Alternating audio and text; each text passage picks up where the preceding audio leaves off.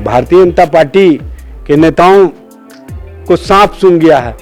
बिहार सरकार ने 75% आरक्षण की व्यवस्था को 9वीं अनुसूची में शामिल करने के लिए बिहार कैबिनेट से प्रस्ताव केंद्र सरकार को भेजा है। अब तक भाजपा के द्वारा या केंद्र सरकार के द्वारा इस संबंध में कोई जवाब नहीं आया।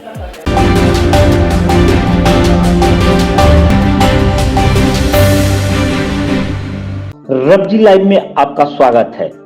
जदयू में आंतरिक कलह और नीतीश कुमार के राष्ट्रीय अध्यक्ष बनने के बीच भाजपा की नजर जेडीयू के वोट बैंक पर है।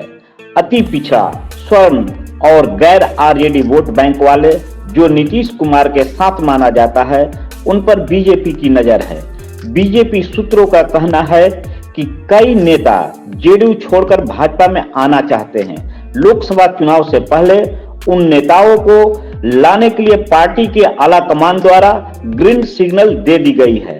वहीं इसको लेकर राजद के प्रवक्ता एजाज अहमद ने पलटवार करते हुए कहा कि भाजपा कभी अति पिछड़ों, शोषित वर्ग के लिए उसके हक और अधिकारों की बात नहीं की है।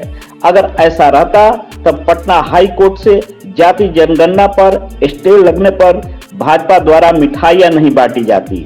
अब सब समझ चुके हैं, कोई भी अति पिछड़ा वर्ग, शोषित वर्ग भाजपा के बहकावे में आने वाली नहीं है। देखिए इस रिपोर्ट में राष्ट्रीय जनता दल के प्रवक्ता एजाज अहमद क्या कुछ कहते हैं।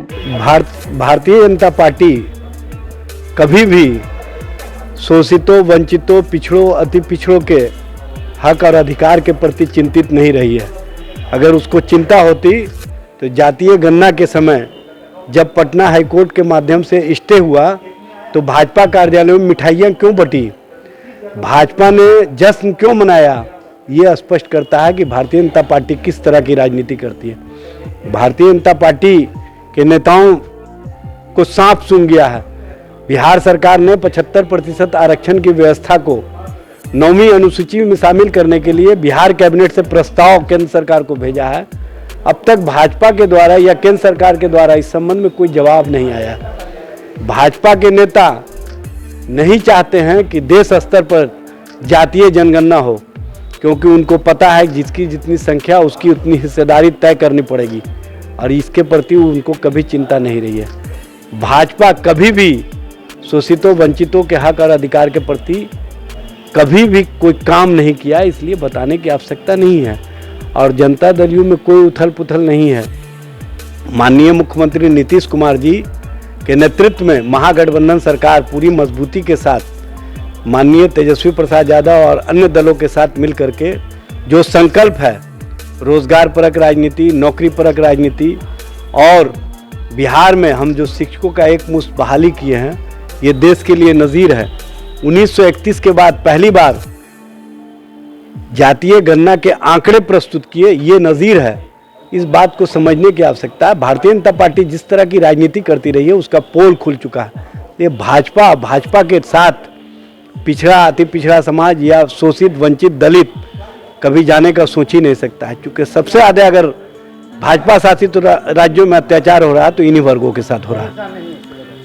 अरे नुकसान का कहाँ सवाल होता है। भाजपा को जनता और जनता की उम्मीदों पर, जो विश्वास पर काम करना चाहिए वो काम नहीं कर रही है। भारतीय जनता पार्टी के साथ अब आम आवाम नहीं खड़ी है। हम दो हमारे दो की नीतियां चलाने वाले और गरीबों को और गरीब बनाने वाले और कहीं ना कहीं 80 करोड़ लोगों के हाथों में नरेंद्र मोदी के फोटो वाला झोला थमाने वाले शोषितों, वंचितों को हक और अधिकार की बात नहीं कर सकते।